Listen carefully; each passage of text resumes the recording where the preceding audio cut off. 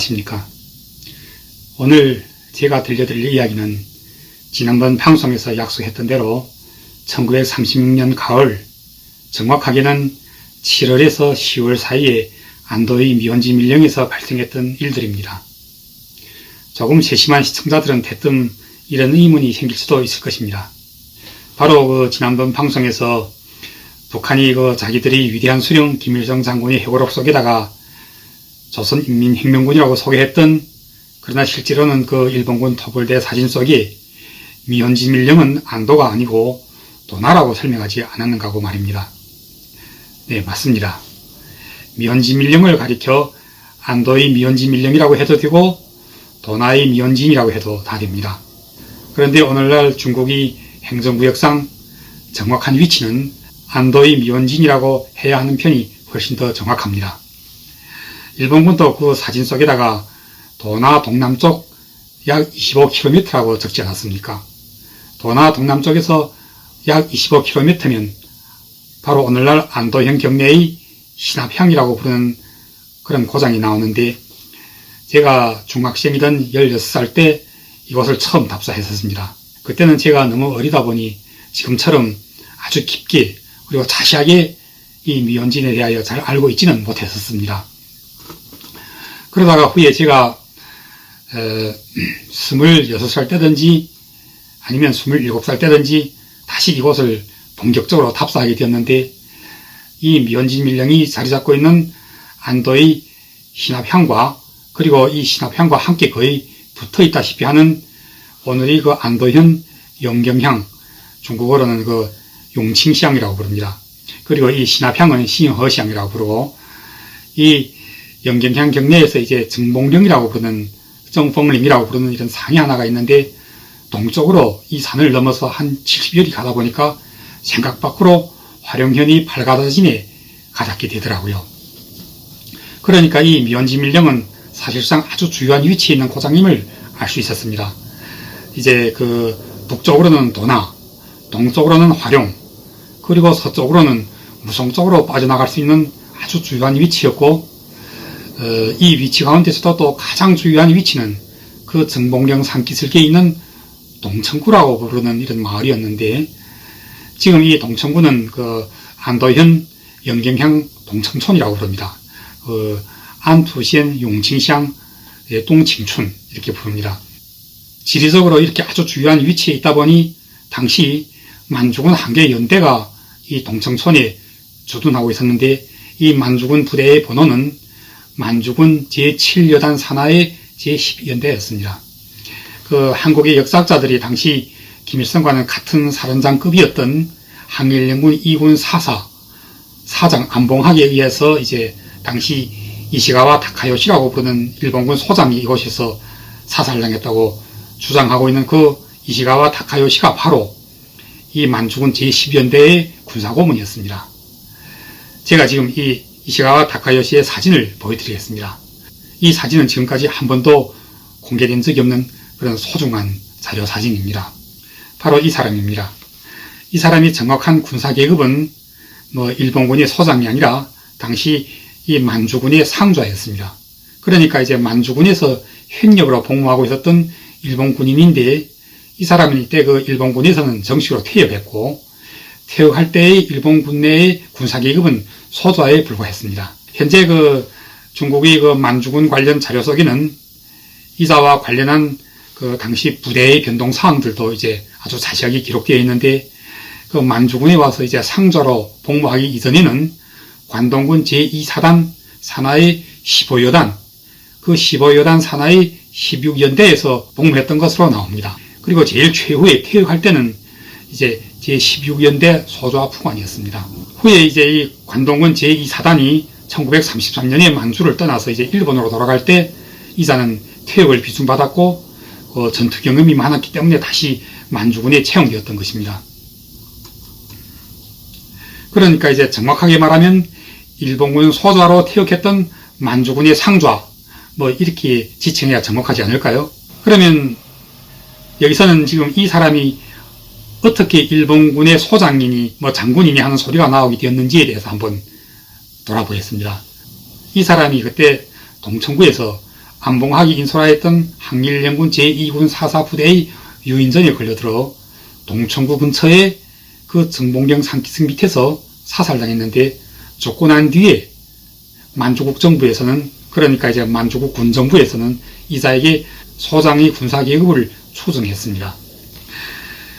그래서 일부 자료들 또는 그 당시 기사들 속에서 이자를 이시가와 다카요시 소장이라고 지칭했던 것 같기도 합니다. 그래서 또 오늘날 그 역사학자들은 항일연군이 만주에서 제일 처음 일본군 소장을 사살했다고 이제 주장하며 그 항일연군의 지휘관이 안봉학이라는 이제 한인 출신 사단장이라는 것입니다. 그러나 이는 정확하지 않으며 오늘 제가 여기서 바로잡습니다. 자, 그럼 여기서 이 전투는 어떻게 발생하게 되었는지에 대한 설명을 해야 합니다. 이 전투는 바로 1936년 9월 중순경에 발생하였던 일인데 여러분들은 이 시간에 대하여 주목해야 합니다. 바로 약 한 달 전인 8월 중순경에 정확히 8월 17일에 김일성의 육사부대가 무성현성 전투를 진행하지 않고 어쨌습니까? 제가 그 지난번 방송에서 정광에 대한 이야기를 할 때 정광이 김일성과 처음 만났던 시간이 바로 이 전투 직전이었다고 밝혀드리면서 잠깐 무성현성 전투에 대하여 언급했던 바가 있었습니다.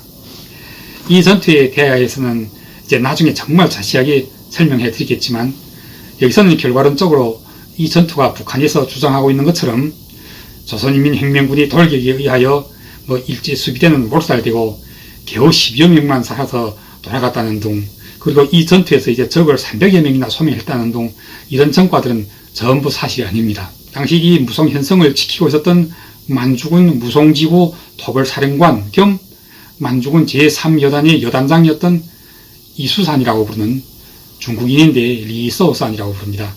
이 사람이 해방 후에 이름을 다 고치고 이제 숨어 살다가 1960년대에 중국의 광동성에서 붙잡혀 나왔습니다. 그래서 이제 총살당했는데 이자가 이제 죽기 전에 이제 중국 정부에다 바친 그 공술 자료에 당시 무성현성 전투에서 자기가 어떻게 항일연군과 싸웠던 그 이야기들이 자세하게 기록되어 있습니다. 그때 무성현성을 공격하는 전투를 벌이다가 결과적으로는 이제 김일성 부대를 포함하여 당시 무성현성 전투에 참가했던 그 항일무장 부대들은 이 전투에서 성공하지 못하고 실패하게 됩니다. 일본군이 비행대까지 출동시켜서 각각 교화와 도나 그리고 휘남과 안도 쪽에서 이제 원군을 파견하기 시작했는데 그때 남만성위원회 서기였던 위증민과 이군 군장 왕덕태 그리고 정치부 주임 정광 이 세 사람은 포위를 돌파하기 위하여 다음과 같이 작전 분담을 하였습니다. 바로 정광이 김일성의 육사를 직접 인솔하고 무송이 만강진에서 대골령을 넘어 장백현 쪽으로 이동하고 왕덕태는 당시 2군의 교도대대와 육사에서 갈라내온 9연대와 10연대, 즉 9연대장은 그 마덕전이고 10연대장은 서계무라고 부르는 이제 중국어로는 휘쿠유라고 부르는 이 두 사람 모두 중국인입니다. 이렇게 이제 왕덕태는 모두 합쳐서 300여 명에 달하는 부대를 인솔하고 무송지방에 남아서 장백 쪽으로 철수하는 정광과 김일성이 그 육사부대를 엄호하기로 했던 것입니다. 그리고 이제 위승민은 급히 안도의 미원진으로 달려가서 사사, 즉 안봉학이 부대를 이끌고 안도 쪽에서 무송 쪽으로 이동하려는 만주군 10연대를 가로막기로 하였는데 동청구 전투가 바로 이때 발생했던 것입니다.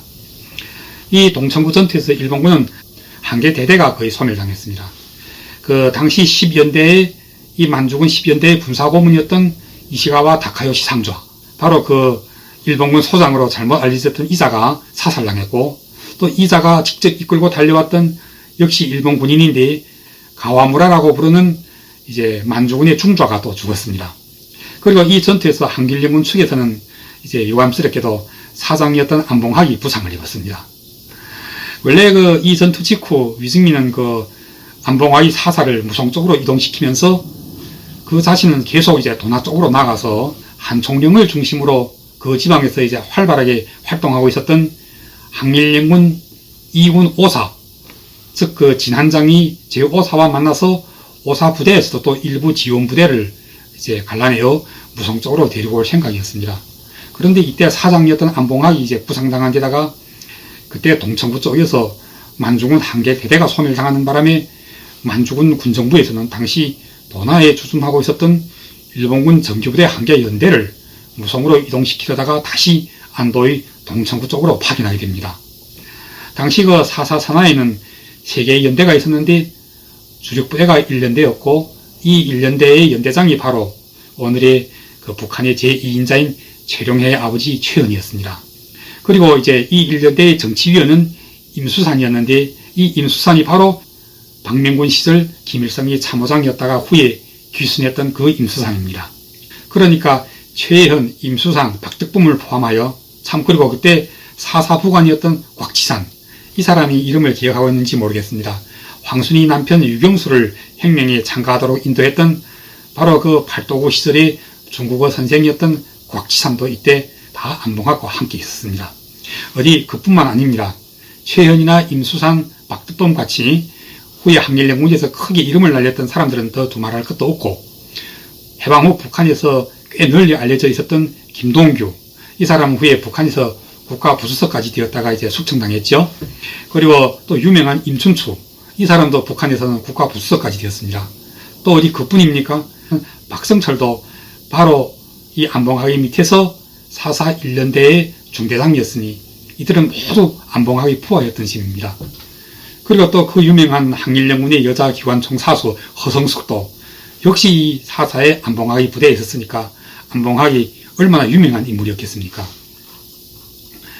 그런데 이제 북한에서는 물론 김일성의 회고록에서도 이 안봉학의 이름은 한 번도 나온 적이 없습니다.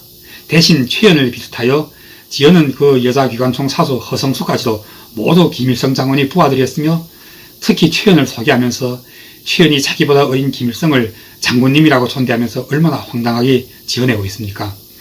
말하자면 한일연군 시절 안봉학의 직계 부하들이었던 최현, 이용문, 임춘추, 박성철, 유경수, 조정철, 임수산, 박덕범 이런 사람들이 모두 김일성의 부하로 둔갑되었고 이들은 모두 김일성의 지시를 받고 여기저기로 파견되어 가서는 전투 임무도 집행하는 등 이런 식으로 왜곡되어 있는 것입니다. 그 왜곡되어 있는 북한의 항일투쟁사에서 오늘 이야기의 주제인 미혼진 밀령에서 과연 어떤 일이 발생했었던지에 대하여 지금 바로 본격적으로 들어가겠습니다. 그때 그러니까 바로 동천구 전투 직후 위승민은 전투 중에 부상을 당한 사장 안봉학이 곁에 한 개 중대를 남겨서 미혼진 밀령에서 병치료를 하게 합니다. 그 중대를 책임졌던 사람이 바로 당시 4.4의 군수부관이었던 곽지산이었습니다. 그리고 이제 나머지 부대들은 세 갈래로 나뉘어서 한 갈래는 즉 4.4의 1년대는 최현과 임수산이 인솔하에 동천구에서 정봉령을 넘어 화룡 쪽으로 이제 포위를 돌파하고 다른 한 갈래인 2연대는 최수길과 박덕범이 인솔하에 직방 무송 쪽으로 이제 정면 돌파하고 3연대 일부는 연대장 필서문과 정치위원 여백기 인솔하에 안도의 이도강 쪽으로 돌파하기로 하였는데 여기서 한 여대원이 등장합니다. 이 여대원이 바로 훗날 최현의 아내가 되는 김철호였습니다.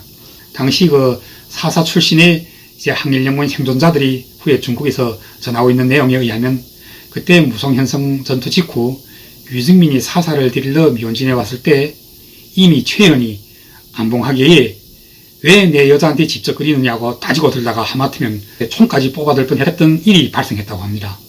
최현이 말하고 있는 내 여자란 바로 김철호였지요.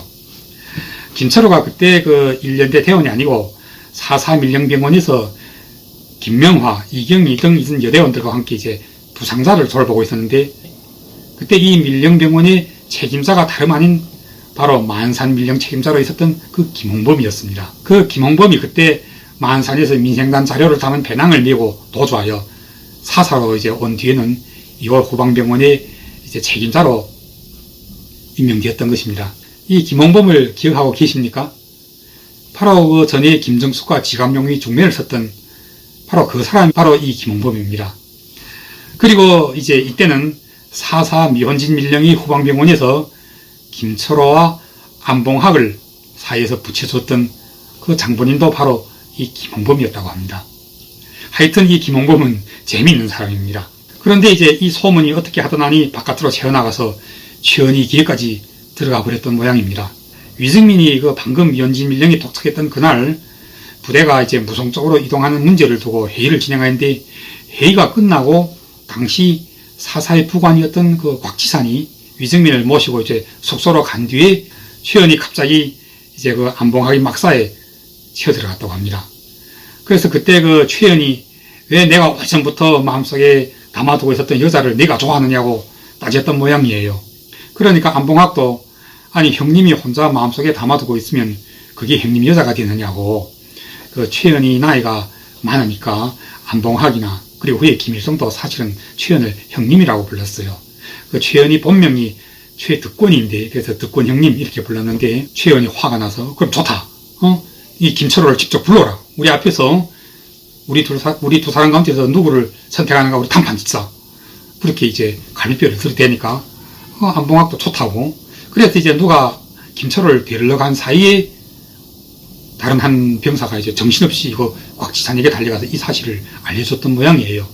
곽지산이 마침 그 위증민과 함께 있다가 이 말을 듣고는 위증민도 곽지산과 함께 달려와서 이제 안봉학과 최연을 뜯어 말렸는데, 이 두 사람이 와서 말리지나 않았더라면 어쩌면 그냥 김철호가 와서 난 누구를 좋아한다고 확실하게 한마디 해버렸더라면 일이 이제 무사하게 끝났을지도 모를 일인데, 곽지산과 위증민이 모두 와서 이게 뭐하는 짓이냐고 최연을 꾸짖는 바람에 그만 최연이 확 돌아버린 거예요.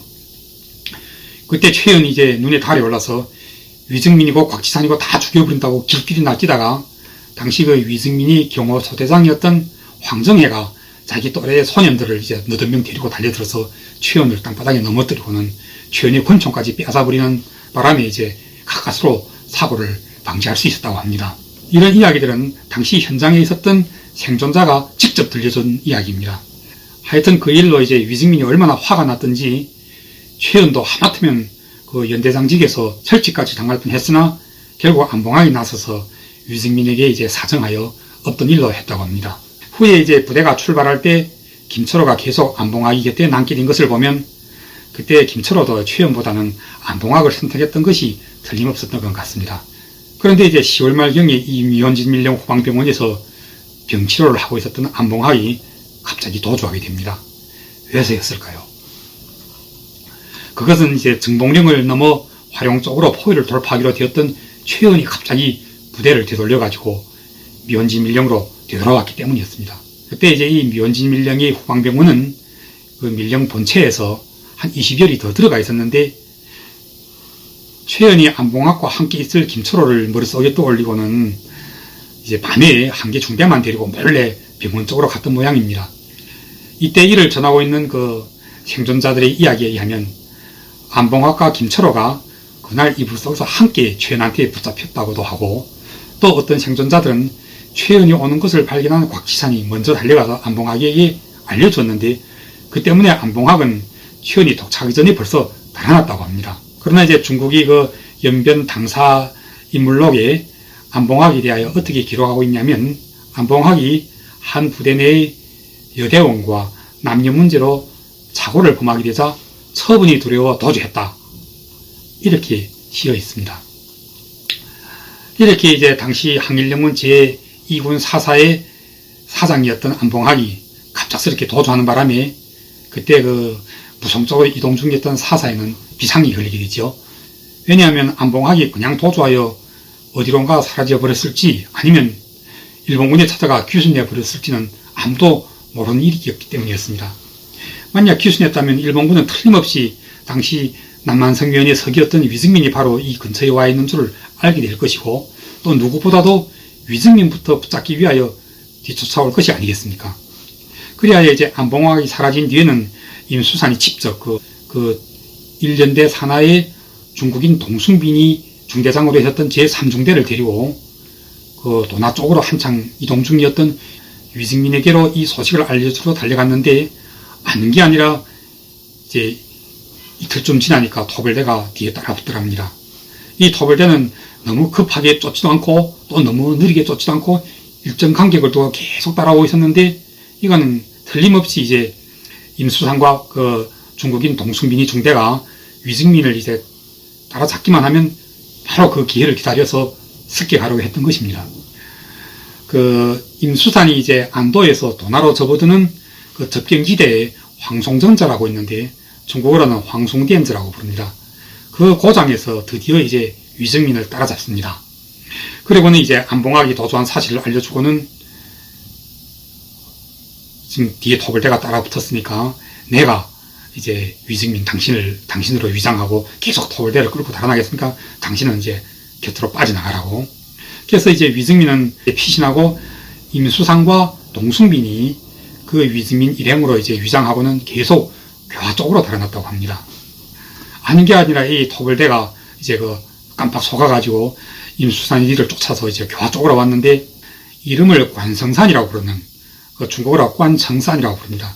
이자가 바로 그 일본군 이시가와 다카요시가 군사고문으로 있었던 만주군 제10연대의 연대장이었던 것입니다. 후에는 또 그 간도지구 이제 만주군 토벌사령관까지 됩니다. 이 사람이.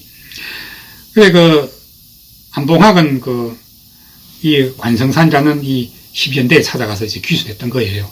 그리고는 이제 이들을 이끌고 위승민의 뒤를 쫓아왔는데 결국 이제 위승민은 놓치고 교화 쪽에 신참이라고 부르는 중국어로는 신잔이라고 부릅니다. 이곳에서 이제 임수상과 이 동숭민이 준대를 따라잡게 됐다고 합니다. 그런데 따라잡았을 때는 어느덧 밤이었는데 이제 날이 어두우니까 서로 습기 가지 못하고는 그때 임수산이 이제 불쑥 나가서 안봉학한테 말을 걸었대요.